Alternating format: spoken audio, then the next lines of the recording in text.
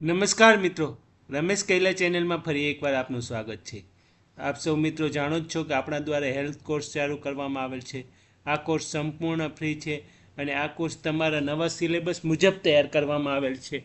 આ કોર્સમાં તમને ખૂબ જ અગત્યના ટોપિક કવર કરવામાં આવેલ છે અને ખૂબ જ અગત્યના પ્રશ્નો તૈયાર કરવામાં આવેલ છે. હાલમાં આપણે હ્યુમન બોડી અને હાઇજીન એટલે કે શરીર રચના વિશે ચર્ચા કરી રહ્યા છીએ. અગાઉ આપણે મિડવાઇફરી અને ચાઇલ્ડ હેલ્થ જે તમારા માટે ખૂબ જ અગત્યના છે તે બંને સબ્જેક્ટ પૂરા કરી દીધા છે. આ સિવાય ન્યુટ્રિશન પણ આપણે પૂરું કરી નાખ્યું છે, બરાબર, અને ફાર્માકોલોજી પણ પૂરું કરી નાખ્યું છે.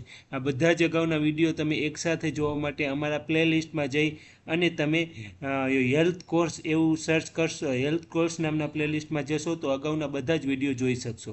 તો આ વિડીયો તમે જોજો. ખૂબ જ અગત્યના પ્રશ્નો, બધા જ પ્રશ્નો કવર થઈ જાય તેવી કોશિશ કરેલી છે. તો ચાલો આપનો વધુ સમય ન લેતા આજનો શરૂ કરીએ આપણે પાર્ટ 3. અગાઉ આપણે જોઈ ગયા એમાં આપણે સ્કેલેટન સિસ્ટમ વિશે ભણી ગયા છીએ અને શરીરની સેન્સ ઓર્ગન વિશે ભણી ગયા છીએ. આજનો આપણો ટોપિક છે છેલ્લે આપણે ટેસ્ટ વિશે, ટંગ વિશે ભણ્યા હતા. આજે આપણે ભણવાનું છે એન્ડોક્રાઇન સિસ્ટમ વિશે. એન્ડોક્રાઇન સિસ્ટમ એટલે શું? તો એન્ડોક્રાઇન સિસ્ટમ એટલે કે અંતઃસ્ત્રાવી ગ્રંથિઓ, અંતઃસ્ત્રાવી તંત્ર. તેમાં 3 પ્રકારનો સમાવેશ થાય છે: ડક્ટલેસ ગ્લેન્ડ, ડક્ટવાળી ગ્લેન્ડ અને બંને પ્રકારની. તો એન્ડોક્રાઇન ગ્લેન્ડ એટલે શું? કે જેમાં ડક્ટ હોય નહીં, નલિકા હોય નહીં, તે પોતાનું સિક્રેશન ડાયરેક્ટ બ્લડમાં ઠાલવે તો એને એન્ડોક્રાઇન ગ્લેન્ડ કહેવામાં આવે છે. એક્ઝોક્રાઇન ગ્લેન્ડ એટલે શું? તો કે જે પોતાનું સિક્રેશન નળી દ્વારા ઠાલવે અથવા તો ડક્ટ એટલે કે ટ્યુબ દ્વારા ઠાલવે તો એને એક્ઝોક્રાઇન ગ્લેન્ડ કહેવામાં આવે છે. ઘણી પ્રકારની ગ્લેન્ડ બંને પ્રકારનું કાર્ય કરે છે તો એને હેટ્રોક્રાઇન ગ્લેન્ડ કહેવામાં આવે છે. હેટ્રોક્રાઇન ગ્લેન્ડ કઈ છે? તો કે પેનક્રિયાઝ એ હેટ્રોક્રાઇન પ્રકારની ગ્લેન્ડ છે. તો 3 પ્રકારની ગ્લેન્ડ આવે: એન્ડોક્રાઇન, એક્ઝોક્રાઇન અને હેટ્રોક્રાઇન. એન્ડોક્રાઇન એટલે કે નલિકા વિગરની ગ્રંથિકા, એક્ઝોક્રાઇન એટલે કે નલિકાવાળી અને હેટ્રોક્રાઇમ એટલે કે બંને પ્રકારની. હેટ્રોક્રાઇમ તમને પૂછે કે નીચેનામાંથી કઈ હેટ્રોક્રાઇમ પ્રકારની ગ્લેન્ડ છે?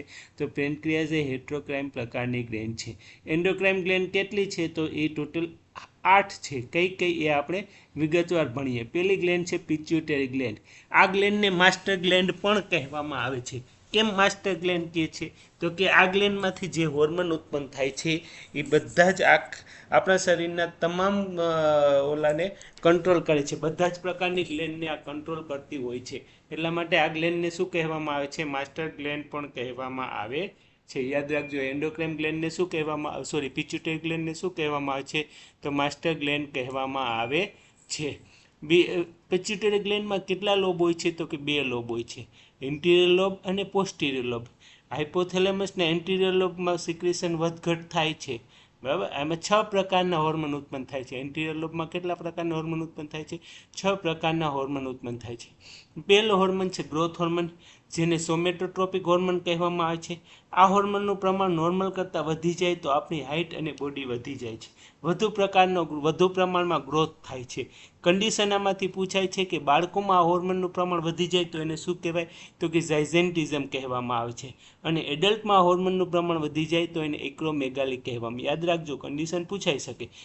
નોર્મલ કરતાં આ હોર્મોનનું પ્રમાણ વધી જાય તો બાળકોમાં શું જોવા મળે છે? તો કે દ્વારફિઝમ જોવા મળે છે. અને એડલ્ટમાં શું જોવા મળે છે? તો કે સિમોન્સ ડિઝીઝ જોવા મળે છે. તો આ યાદ રાખજો, ગ્રોથ હોર્મોનનું પ્રમાણ વધી જાય અથવા તો ઘટી જાય તો કઈ કન્ડિશન જોવા મળે છે, આટલું યાદ રાખવાનું છે. એનું બીજું નામ છે સોમેટોટ્રોપિક હોર્મોન. બીજું છે એડ્રેનોકોર્ટિકોટ્રોપિક હોર્મોન, જેને કોર્ટિકોટ્રોપિક હોર્મોન અથવા એસીટીએચ પણ કહેવામાં આવે છે. આ હોર્મોન કામ શું કરે છે? તો કે એડ્રીનાલિન ગ્લેન્ડના કોર્ટેક્સ ઉપર કાબુ ધરાવે છે. એડ્રીનાલિન ગ્લેન્ડના સિક્રેશન વધઘટ ઉપર આ કાબુ ધરાવે છે. યાદ રાખજો, આપણે અગાઉ જ કીધું તો આને માસ્ટર ગ્લેન્ડ કહેવાય. કેમ? કે બધી ગ્લેન્ડ ઉપર આનો કાબુ હશે. બીજું છે થાઇરોઇડ સ્ટિમ્યુલેટિંગ હોર્મોન અથવા તો TSH અથવા થાઇરોટ્રોપિક હોર્મોન.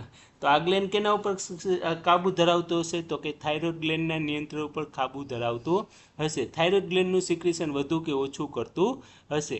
ગોનેડોટ્રોપિક હોર્મોન, જેને સેક્સ હોર્મોન પણ કહેવામાં આવે છે.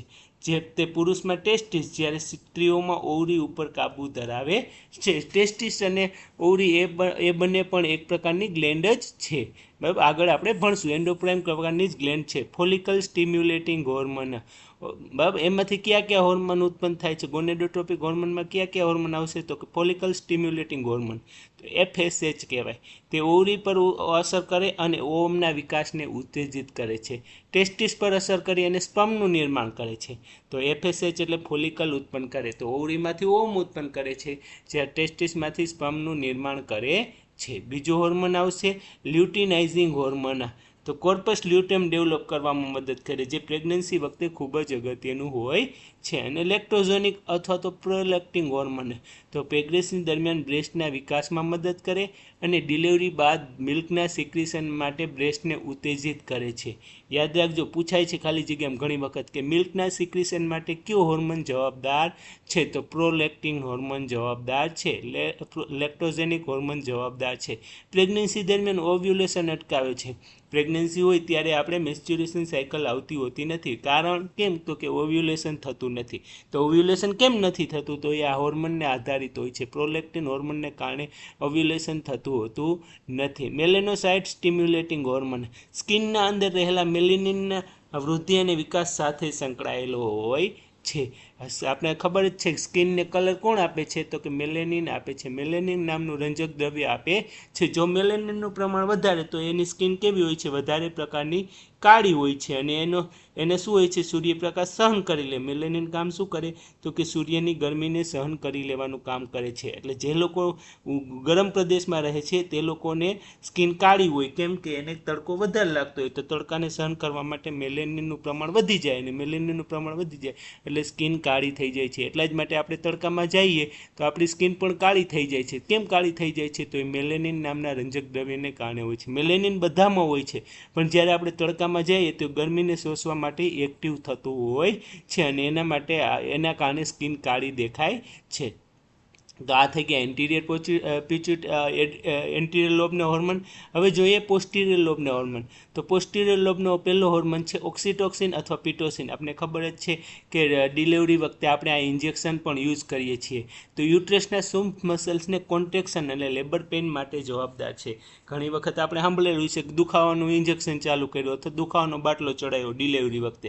તો દુખાવાનો બાટલો એટલે શું? તો કે આ ઇન્જેક્શન હોય છે. એમાં ઓક્સિટોક્સિન અથવા તો પિટોસિન ઇન્જેક્શન હોય છે. શું કામ કરે છે? તો કે એ શું કરે છે? યુટ્રસના મસલ્સને કોન્ટ્રેક્શનમાં મદદ કરે છે. આ ઉપરાંત બે બ્રેસ્ટના કોન્ટ્રેક્શન કરી લેક્ટેશન દરમિયાન મિલ્કને ડક્ટમાં લાવે છે. મિલ્કને ડક્ટમાં લાવવાનું પણ કામ કરે છે. બીજો હોર્મોન જોઈએ તો વાઝોપ્રેસિન હોર્મોન. એને બીજું નામ શું કહેવાય છે? તો કે એન્ટી ડાયુરેટિક હોર્મોન, ADH પણ કહેવામાં આવે છે. એની બે ઇફેક્ટ છે, એક પ્રેશર ઇફેક્ટ અને બીજી anti diuretic effect. Pressure effect શું કરે? તો કે નામ ઉપરથી વાઝોપ્રેસિવ એટલે કે વેસલ્સને સંકોચે, જેથી બ્લડ પ્રેશર વધે છે. જ્યારે બ્લડ પ્રેશર ઘટી ગયું હોય ત્યારે આ હોર્મોન એક્ટિવ થાય છે અને બ્લડ વેસલ્સને સંકોચી અને બ્લડ પ્રેશર વધારે છે અને હાર્ટ રેટ ઘટાડે છે. એન્ટી ડાયુરેટિક હોર્મોન સેમ વસ્તુ કામ કરે. જ્યારે યુરિનરી ટેબ્યુલ્સમાં રીએબ્સોર્શન ઘટાડે છે અને શરીરમાં વોટર ઇલેક્ટ્રોલાઇટનું પ્રમાણ જાળવે છે. જે યુરિનમાં આપણું જે રીએબ્સોર્શન શું કરે છે? ઘટાડે છે અને ડાયુરેટિક ઇફેક્ટને ઓછી કરે છે. એન્ટી ડાયુરેટિક આપણે ભણી ગયા. લેસિક્સ એ ડાયુરેટિક ડ્રગ્સ છે જે યુરિન આઉટપુટ વધારે. તો આ એન્ટી ડાયુરેટિક કરે એટલે કે યુરિન આઉટપુટ ઘટાડવાનું કામ કરે છે. વોટરનું રીએબ્સોર્શન વધારે છે. ક્યારે? તો કે બીપી ઘટી ગયું હોય ત્યારે. નેક્સ્ટ છે થાઇરોઇડ ગ્લેન્ડ. તો થાઇરોઇડ ગ્લેન્ડ વિશે એક વસ્તુ યાદ રાખજો, જેમાં આગળ આપણે જોયું તો પિચ્યુટરી ગ્લેન્ડમાં વાસ્ટર ગ્લેન્ડ છે. તો થાઇરોઇડ ગ્લેન્ડ એ હાઈલી વાસ્ક્યુલર ગ્લેન્ડ છે. શેની બનેલી હોય છે? તો કે એપિથેલિયલ સેલથી બનેલી હોય છે. એની ઉપર કવર આવેલું હોય છે. શેનું કવર આવેલું છે? તો કે ફાઇબ્રસ કેપ્સ્યુલથી કવર થયેલી હોય છે. દરેક સેલમાંથી ચીકણો પદાર્થ ઉત્પન્ન કરે છે, જેને કોલોઇડ કહેવામાં આવે છે, જેમાં આયોડિન અને પ્રોટીન રહેલા હોય છે. દરેક પદાર્થમાંથી ચીકણો પદાર્થ ઉત્પન્ન કરે એને શું કહેવાય? કોલોઇડ. અને કોલોઇડમાં શું હોય છે? આયોડિન અને પ્રોટીન રહેલા હોય છે. થાઇરોઇડ ગ્લેન્ડને 1 કલાકમાં કેટલો વોટર સપ્લાય થાય? બ્લડ સપ્લાય થાય? તો કે 4 થી 5 લીટર જેટલો બ્લડ સપ્લાય થાય છે. એમાં 3 હોર્મોન ઉત્પન્ન થાય: થાઇરોક્સિન, ટ્રાઇઆયોડોથાઇરોમાઇન અને TSH. બે હોર્મોન ખૂબ જ અગત્યના છે. TSH તો અગાઉ આવી ગયું. તો થાઇરોક્સિન અને ટ્રાયઆયોડોથાઇરોમાઇન ઉત્પન્ન થાય છે, જેને આપણે T4 અને T3 કહીએ છીએ. થાઇરોક્સિન એટલે T4 અને ટ્રાયઆયોડોથાઇરોમાઇન એટલે T3 કહીએ છીએ. કાર્ય શું કરે? તો આયોડિનનો સંગ્રહ કરે છે. થાઇરોઇડ ગ્લેન્ડ, આયોડિનની ખામી હોય તો થાઇરોઇડ ગ્લેન્ડ મોટી થઈ જાય અને આપણે એમ કહીએ છીએ કે થાઇરોઇડ વધી જાય છે, જેને આપણે ગોઈટર કહીએ છીએ. BMR પર કાબુ ધરાવે. આ હોર્મોનનો વધુ સિક્રેશનથી BMR વધે છે, જ્યારે ઓછા સિક્રેશનથી BMR ઘટે છે. BMR એટલે આપણે ખબર છે બેઝલ મેટાબોલિઝમ રેટ, ચયાપચયનો દર વધઘટ કરે છે. એટલા જ માટે આપણે થાઇરોઇડને એમ લીલો થાઇરોઇડ અને સૂકા થાઇરોઇડ તરીકે પણ ઘણી વખત લોકો કહેતા હોય છે. કેલ્સિટોનિન હોર્મોન ઉત્પન્ન કરે છે, બ્લડમાં કેલ્શિયમનું પ્રમાણ જાળવે છે. આ પણ એક થાઇરોઇડનું જ કાર્ય છે. તો થાઇરોઇડ ગ્લેન્ડના 3 કાર્ય: આયોડિનનો સંગ્રહ કરે, BMR વધઘટ કરે અને કેલ્સિટોનિન હોર્મોન ઉત્પન્ન કરી કેલ્શિયમનું પ્રમાણ જાળવે છે. હવે હાઇપો અને હાઇપરથાઇરોઇડિઝમ. તો થાઇરોક્સિનનું પ્રમાણ નોર્મલ કરતાં વધી જાય તો એને હાઇપરથાઇરોઇડિઝમ કહેવાય. થાઇરોક્સિનનો ગોઈટર કે એક્સોથેલેમસ ઓપ્થલ્મિક ગોઈટર કહેવામાં આવે છે. તો થાઇરોક્સિનનું પ્રમાણ નોર્મલ કરતાં વધી જાય તો એને હાઇપરથાઇરોઇડિઝમ કહેવામાં આવે છે. એનું બીજું નામ શું છે? તો કે ગોઈટર અથવા એક્સઓપ્થેલ્મિક ગોઈટર પણ કહેવામાં આવે છે. એક્સઓપ્થેલ્મિક એટલે શું? તો કે આમાં આંખનો ડોળો બહારની તરફ ઉપસી આવે છે, એટલા માટે એક્સોપ્થેલ્મિક. ઘણી વખત પૂછે કે ખાલી જગ્યા નીચેનામાંથી કઈ કન્ડિશનમાં આંખનો ડોળો બહારની તરફ ઉપસી આવે છે? તો ગોઈટર આવે છે. ગોઈટરમાં આંખનો ડોળો બહારની તરફ ઉપસી આવે છે. તો થાઇરોક્સિનનું પ્રમાણ નોર્મલ કરતાં ઘટી જાય તો હાઇપોથાઇરોઇડિઝમ કહેવામાં આવે છે. બાળકમાં આ કન્ડિશનને ક્રિટિનિઝમ અને એડલ્ટમાં આ કન્ડિશનને મિક્ઝોડીમા કહેવામાં આવે છે. બાળકમાં શું કહેવાય? ક્રિટિનિઝમ અને એડલ્ટમાં શું કહેવામાં આવે છે? મિક્ઝોડીમા કહેવામાં આવે છે. તો આ હતી થાઇરોઇડ ગ્લેન્ડને લગતી કન્ડિશન. આ પણ ખાલી જગ્યામાં પૂછાઈ શકે છે, MCQમાં પૂછાઈ શકે છે. નેક્સ્ટ છે પેરાથાઇરોઇડ ગ્લેન્ડ. અંડાકાર હોય છે. કેવો એનો આકાર હોય છે? અંડાકાર હોય છે. એનો કલર કેવો હોય છે? તો કે રેડિશ બ્રાઉન હોય છે. આ પણ બ્લડમાં કેલ્શિયમનું પ્રમાણ જાળવી રાખવાનું કાર્ય કરે છે. ફોસ્ફરસના મેટાબોલિઝમ પર અસર કરે છે અને નિયંત્રણ રાખે છે. થાઇરોઇડ શેના ઉપર? કેલ્શિયમ પર અસર કરતી હતી, જ્યારે આ કોના ઉપર અસર કરે છે? ફોસ્ફરસ ઉપર અસર કરે છે. બ્લડમાં કેલ્શિયમનું પ્રમાણ ઘટે ત્યારે પેરાથાઇરોઇડ વધે છે અને બોનમાંથી કેલ્શિયમ લઈ બ્લડમાં જમા કરે છે. બ્લડમાં જ્યારે કેલ્શિયમનું પ્રમાણ ઘટી જાય છે ત્યારે આ પેરાથાઇરોઇડ હોર્મોનનું પ્રમાણ વધે અને બોનમાંથી કેલ્શિયમ લઈ અને બ્લડમાં જમા કરે છે. અને આમાં કોણ હોર્મોન મદદ કરે છે? તો કે કેલ્સિટોનિન. અગાઉ પણ આપણે ભણી ગયા, કેલ્સિટોનિન હોર્મોન આમાં મદદ કરતો હોય છે. નોર્મલ બ્લડનું કેલ્શિયમ લેવલ કેટલું હોય છે? તો કે 8.5 થી 10.5 મિલીગ્રામ પર 100 ml ઓફ બ્લડ હોય છે. જો પેરાથાઇરોઇડ હોર્મોનનું પ્રમાણ નોર્મલ કરતાં ઘટી જાય તો હાઇપોપેરાથાઇરોઇડિઝમ કહેવાય અને તેમાં બ્લડમાં કેલ્શિયમનું પ્રમાણ ઘટે છે. આથી આ કન્ડિશનને ટીટેની પણ કહેવામાં આવે છે. હાઇપોપેરાથાઇરોઇડિઝમ હોય ત્યારે બ્લડમાં શું થઈ જાય છે? કેલ્શિયમનું પ્રમાણ પણ ઘટી જાય છે અને બ્લડમાં કેલ્શિયમનું પ્રમાણ ઘટી જાય તો એ કન્ડિશનને શું કહેવામાં આવે છે? ટીટેની કહેવામાં આવે છે. જ્યારે નોર્મલ કરતાં પેરાથાઇરોઇડ હોર્મોનનું પ્રમાણ વધી જાય તો હાઇપર પેરાથાઇરોઇડિઝમ કહેવામાં આવે છે. અને હાઇપરપેરાથાઇરોઇડિઝમ વખતે શું થાય છે? બ્લડ અને યુરિનમાં કેલ્શિયમ વધે છે અને બોનમાં કેલ્શિયમ ઘટે છે, જેથી બોનમાં દુખાવો થાય છે અને સહેલાઈથી ફ્રેક્ચર પણ થઈ શકે છે, કારણ કે બોનમાંથી શું કરી લે છે?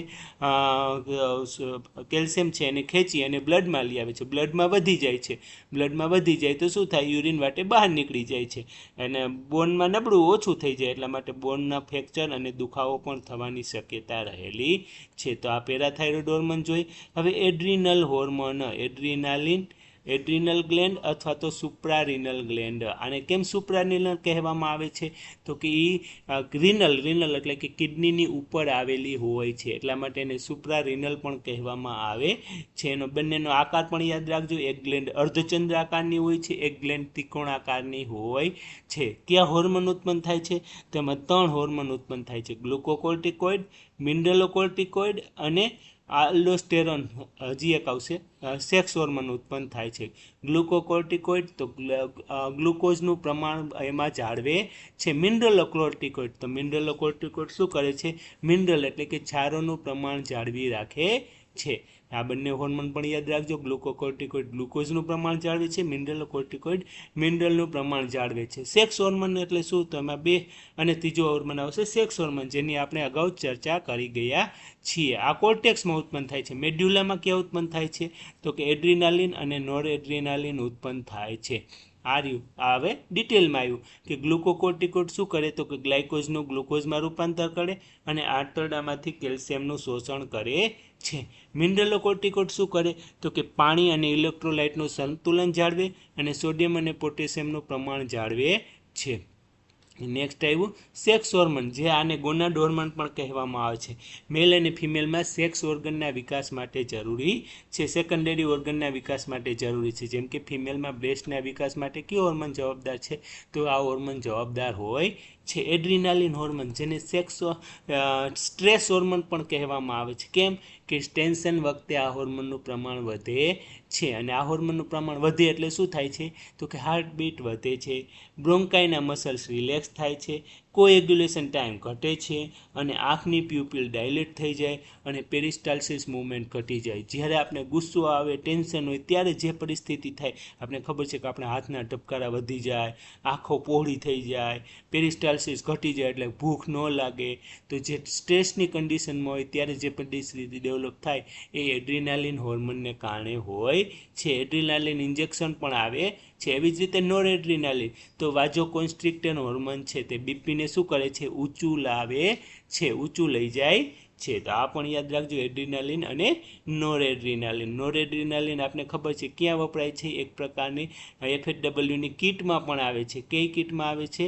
તો એ આવે છે વેક્સિનેશન વખતે તમે લઈ જાઓ છો AEFI kit, adverse effect following immunisation, એમાં પણ આ ઇન્જેક્શન સ્વરૂપમાં હોય છે. નેક્સ્ટ છે થાઇમસ ગ્લેન્ડ. દરેક ઉંમરે આની સાઇઝ અલગ અલગ હોય છે. 10 થી 12 વર્ષની ઉંમરે તે સૌથી મોટી હોય છે. જેમ જેમ ઉંમર વધતી જાય એમ એની સાઇઝ ઘટતી જાય છે. અને માઇસ્થિસિયા ગ્રેવિસ વખતે એની ઉંમર માઇસ્થિસિયા ગ્રેવિસ વખતે આ ગ્લેન્ડ સૌથી મોટી હોય છે. અને જો આ ગ્લેન્ડ બહુ મોટી થઈ જાય અને આપણે ડિસ્ટર્બ કરે તો એને ઓપરેશન દ્વારા કાઢી નાખવામાં આવે છે, જેને થાઇમેક્ટોમી કહેવામાં આવે છે. આ ગ્લેન્ડમાંથી કયો હોર્મોન ઉત્પન્ન થાય છે? થાઇમોક્સિન ઉત્પન્ન થાય છે, અને લિમ્ફોસાઇટ ઉત્પન્ન થાય છે, જે આપણે શું કરે છે? ઇન્ફેક્શન સામે રક્ષણ આપવાનું કામ કરે છે. નેક્સ્ટ છે ઓવરી. તો આ થાઇમસ ગ્લેન્ડ વિશે એ પણ યાદ રાખવાનું છે કે થાઇમસ ગ્લેન્ડ છે એ શું કામ કરે છે? તો કે આપણી બાયોલોજિકલ ક્લોક તરીકે પણ કામ કરે છે. બાયોલોજિકલ ક્લોક એટલે શું? તો કે આપણે જે સમયે નીંદર આવતી હોય એ જ સમયે નીંદર આવશે. દાખલા તરીકે રાત્રે 12 વાગે આપણે સૂઈ જતા હોય તો ઓટોમેટિક 12 વાગે આપણે નીંદર આવવા માંડે છે. તો એના માટે પણ આ થાઇમસ ગ્લેન્ડ જવાબદાર હોય છે. થાઇમસ ગ્લેન્ડમાંથી ઉત્પન્ન થતો હોર્મોન જવાબદાર હોય છે. ઓવરી આપણે કૈલા સાહેબે ડિટેલમાં આપણે મિડવાઇફરીમાં ભણાવી જ દીધું છે ઓવરી વિશે, છતાં પણ આપણે એઝ એ એન્ડોક્રાઇન સિસ્ટમ તરીકે આવી છે. તો એ ફિમેલ રિપ્રોડક્ટિવ ગ્લેન્ડ છે, અને પેરિટોનિયમ પેલ્વિસને લેટરલ વોલમાં આવેલી હોય છે. એનું સ્થાન બહુ યાદ રાખવાની જરૂર નથી, પણ કેવી હોય છે? બદામ આકારની હોય છે. જો પ્યુબર્ટી એજ પહેલાં, એટલે કે ઓવ્યુલેશન સ્ટાર્ટ ન થયું તે પહેલાં ઓવરીને કાઢી નાખવામાં આવે તો જે ફિમેલ હોવાના લક્ષણ હોય છે એ દેખાતા હોતા નથી.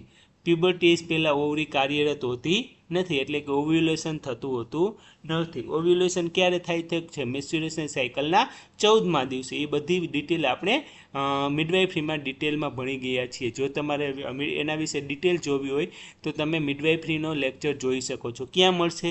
તો હેલ્થ કોર્સમાં મિડવાઇફરી આખું કમ્પ્લીટ કરાવેલ છે, ચાઇલ્ડ હેલ્થ આખું કમ્પ્લીટ કરાવેલ છે. આ ઉપરાંત અમારી આ બધી ડિટેલ અમારી જુદી જુદી બુક્સમાંથી લેવામાં આવે છે, જેની જુદી જુદી એડિશન છે. માસ્ટર માઇન્ડ સ્ટાફ નર્સ માટેની છે, જે આ ઉપરાંત માસ્ટર માઇન્ડ ખરેખર બેસ્ટ કોમ્બો છે. માસ્ટર માઇન્ડ NMFW મુખ્ય સેવિકા છે, અને ગુજરાતી વ્યાકરણની બુક છે, જેમાં ભાષા, સાહિત્ય અને વ્યાકરણ આવશે, અને સાથે સાથે તમને જુદા જુદા એક્ઝામના લેવાયેલા કોર્પોરેશન અને ગવર્મેન્ટ એક્ઝામના જુદા જુદા પેપર પણ મળી જશે, જે 1050 રૂપિયામાં બેસ્ટ કોમ્બો છે. આ ઉપરાંત MPW માટે પણ કોમ્બો છે, એમાં પણ હાલ ખૂબ જ ઓફર છે. જો તમારે ખાલી ચાઇલ્ડ હેલ્થ અને મિડવાઇફરીની બુક જોતી હોય, ડિટેલમાં સ્ટડી કરવું હોય તો ડિટેલમાં બુક પણ છે, કારણ કે 50 માર્કનું પૂછાવાનું છે. આ ઉપરાંત તમારા કોઈ ફ્રેન્ડ સર્કલ જે ગુજરાત નર્સિંગ કાઉન્સિલની તૈયારી કરતા હોય તો ગુજરાત નર્સિંગ કાઉન્સિલના જૂના પેપરની પણ બુક છે, જે તમારા જુનિયરને ખૂબ જ હેલ્પફુલ થશે. આ ઉપરાંત જોઈએ તો એક આગામી પરીક્ષાની જ તૈયારીના ભાગરૂપે અમારા દ્વારા સંપૂર્ણ ન્યૂ સિલેબસ મુજબ એક કમ્પ્લીટ પ્રશ્ન બેંક તૈયાર કરવામાં આવેલ છે. આ પ્રશ્ન બેંક તમને અમારી એપ્લિકેશનમાં મળી જશે, અને ખાસ વાત એ કે આ 3 દિવસ માટે ફ્રી છે. જોવો ગમે તો જ પેમેન્ટ કરજો. શું મળશે આમાં તમને? તો કે રિઝનિંગના 2300 ક્વેશ્ચન મળશે, ગુજરાતી વ્યાકરણના 3100 ક્વેશ્ચન મળશે, જીકેના 5000 ક્વેશ્ચન મળશે, ઇંગ્લિશના 1200થી વધુ ક્વેશ્ચન મળશે, જૂના પેપર 2000થી વધુ, કારણ કે એમાં 20થી વધુ પેપર જૂના પેપર છે, અને એ પણ જવાબ અને સમજૂતી સાથે છે. અને ડેઇલી 25 માર્કની ટેસ્ટ લેવામાં આવે છે, એ પણ નવા સિલેબસ મુજબ, એ પણ જવાબ અને સમજૂતી સાથે.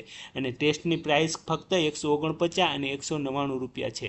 જો તમારે ખરેખર પરીક્ષાની તૈયારી સારી રીતે કરવી હોય તો આ ટેસ્ટ તમને 100% ઉપયોગી થશે. ટેસ્ટ લેવા માટે ડિસ્ક્રિપ્શન બોક્સમાં લિંક પણ આપેલી છે.